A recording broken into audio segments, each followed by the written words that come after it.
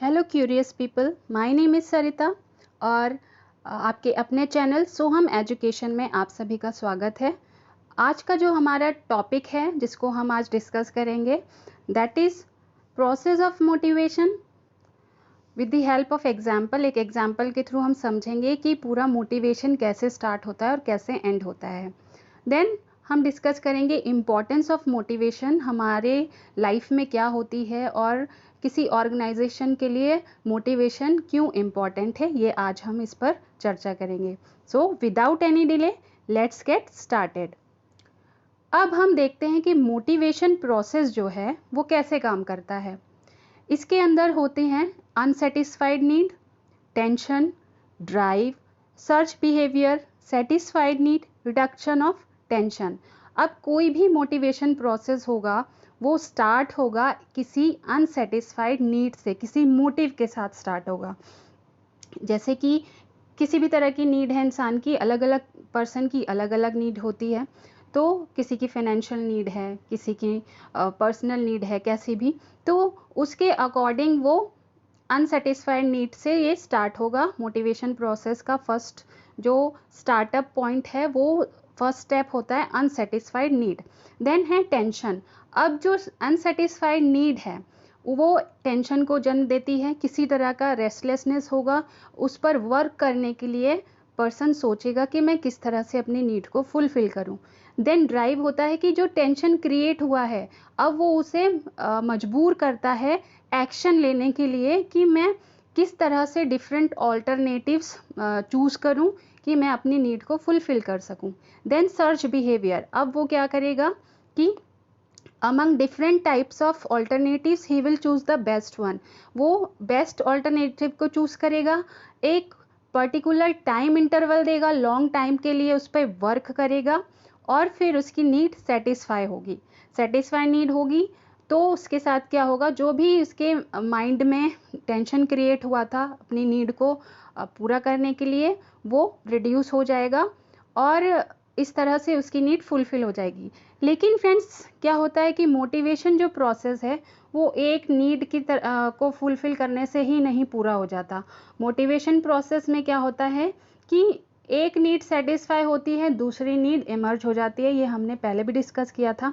तो इसी तरह से ये मोटिवेशन प्रोसेस कंटिन्यू रहता है और ह्यूमन बीइंग के नीड्स जो है वो इमर्ज करती रहती हैं और इस तरह से ये प्रोसेस चलता रहता है, इसीलिए इसको हमने कंटिन्यूस प्रोसेस भी बोला है। अब नेक्स्ट स्लाइड पर हम इसको एक एग्जाम्पल के साथ समझते हैं कि कोई स्टूडेंट है, चाहे वो स्कूल का हो, चाहे वो MBA BBA का स्टूडेंट हो, चाहे कोई कंपटीशन की तैयारी कर रहा हो। तो स्टूडेंट का मेन मोटिव जो रहता है to get good marks in the exams, ये रहता है। तो गुड मार्क्स के लिए वो क्या करता है, ये एक अनसेटिस्फाइड नीड होती है। अब वो ये नीड उसके अंदर एक रेस्टलेसनेस क्रिएट करती है, एक टेंशन क्रिएट करती है कि भाई मुझे वर्क करना है इस पर अच्छे से, मैं क्या ऐसा करूं कि मेरी परफॉर्मेंस बहुत अच्छी हो और मेरा जो मार्क्स हैं वो डिस्टिंक्शन, MBA में जितने मेरे पेपर्स हैं उसमें मेरा डिस्टिंक्शन आए। देन वो स्टार्ट करता है उस पर एक्शन लेना, वो डिफरेंट ऑल्टरनेटिव्स चूज़ करता है, देखता है कि मैं किस तरह से अपनी पढ़ाई को बेटर कर सकता हूँ।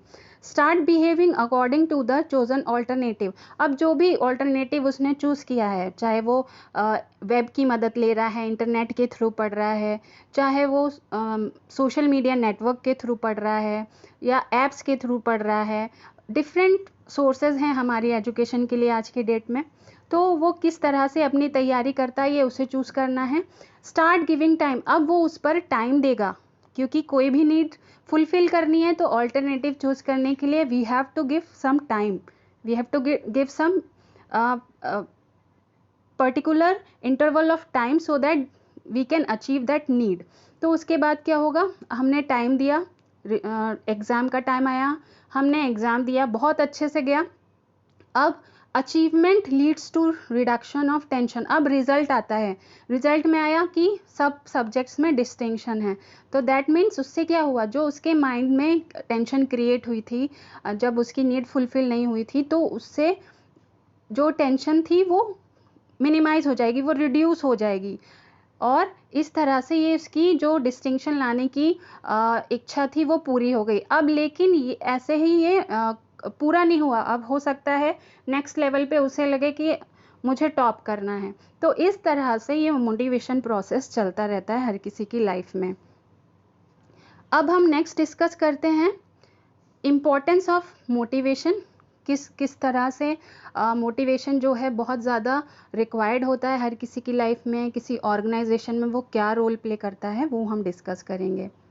इसमें सबसे फर्स्ट है it sets in motion the actions of employ. अब क्या होता है कि ऑर्गेनाइजेशन लेवल पे बात कर रहे हैं तो बिना मोटिवेशन के कोई भी एम्प्लॉय अच्छे से परफॉर्म नहीं कर पाएगा, उसका जो परफॉर्मेंस है वो मिनिमम रहेगी, ऑर्गेनाइजेशन के अकॉर्डिंग नहीं रहेगी। लेकिन अगर मोटिवेट करते रहे उसे टाइम पर, उसके सीनियर ने उसे उसकी नीड के अकॉर्डिंग उसे मोटिवेट करते रहे तो उसके अंदर एक डिज़ायर होगी कि वो मैक्सिमम लेवल पे परफॉर्म करे। तो इससे क्या होगा कि वो बहुत अच्छा वो एक्शन लेगा, बहुत अच्छे से वो एक्ट करेगा, तब तक करता रहेगा परफॉर्मेंस को अच्छा तब तक कि उसकी जो नीड है, जो भी नीड है वो फुलफिल ना हो जाए, चाहे फाइनेंशियल नीड हो चाहे नॉन फाइनेंशियल नीड हो, किसी भी तरह की नीड है तो उस तरह से उसे मोटिवेट किया जाएगा और वो एक्शन में आएगा। It improves efficiency. अब मोटिवेशन जब करते हैं हम किसी को तो उसमें खुद ब खुद उसको किसी तरह के डायरेक्शन या सुपरविजन की ज़रूरत नहीं होती है। चाहे मैं अपने पर्सनल लेवल पे बात करूं, अगर मैं सेल्फ मोटिवेटेड हूं तो मुझे किसी के डायरेक्शन सुपरविजन की ज़रूरत नहीं है, मैं अपने काम को बहुत एफिशिएंटली करूँगी। तो इस तरह से ये इम्प्रूव करता है एफिशिएंसी को ऑर्गेनाइजेशन में। Then it helps in attainment of organisational goals. अब मोटिवेशन स्टार्ट ही होता है किसी नीड को पूरा करने के लिए, तो वो ऑब्जेक्टिव हो गया, एक गोल हो गया। तो इसी तरह से ऑर्गेनाइजेशनल गोल्स भी पूरे होते हैं। अगर इंसान के गोल पूरे हो रहे हैं, पर्सनल नीड्स उसकी पूरी हो रही है, तो वो ऑर्गेनाइजेशनल के गोल्स को भी अचीव करने में पूरा अपना मैक्सिमम एफर्ट लगा देता है। Then supportive work environment. अब क्या होता है कि जब हम मोटिवेट करते हैं, जब कोई सीनियर सबॉर्डिनेट को मोटिवेट कर रहा है तो वो एक ऐसा माहौल क्रिएट करता है जिससे सेंस ऑफ सिक्योरिटी आती है, सेंस ऑफ बिलोंगिंगनेस आता है और एक स्मूथ फंक्शनिंग स्टार्ट होने लगती है ऑर्गेनाइजेशन में। और इससे क्या होता है, सबॉर्डिनेट्स को लगता है कि कोऑपरेशन लेवल अच्छा है, कोऑर्डिनेशन बहुत अच्छा है सभी का, तो इससे सपोर्टिव वर्क एनवायरनमेंट बनता है ऑर्गेनाइजेशन में। Then reduction in resistance to change. अब क्या होता है कि जो इंसान होता है, जो पर्सन्स होते हैं, जो ह्यूमन बीइंग है, वो किसी भी तरह के चेंजेस को जल्दी एक्सेप्ट नहीं कर पाते, बहुत टाइम लगता है उनको। तो अगर टाइमली उनको मोटिवेटेड करते रहे, ऑर्गेनाइजेशन में उनकी नीड्स फुलफिल होती रही, तो वो किसी भी चेंज को बहुत अच्छे से उसको फेस करने के लिए, चैलेंजेस को फेस करने के लिए वो प्रिपेयर हो जाएंगे। नेक्स्ट है रिडक्शन इन एम्प्लॉय टर्नओवर। अब क्या होता है कि अगर हम किसी पर ध्यान नहीं देंगे, किसी एम्प्लॉय पर, काम किया वो चला गया, तो उससे नहीं होगा, उसको एक सेंस ऑफ बिलोंगिंगनेस देना है और इस तरह का माहौल क्रिएट करना है कि वो अपनी नीड्स को सेटिस्फाई करके ऑर्गेनाइजेशन की नीड्स को भी फुलफिल करे और जो उसका जो टर्नओवर है, जो रेट ऑफ एब्सेंस है ऑर्गेनाइजेशन में वो कम हो।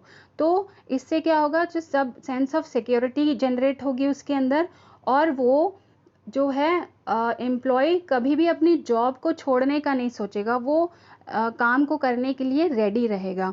तो इस तरह से ये मोटिवेशन की इम्पोर्टेंस हमने समझी।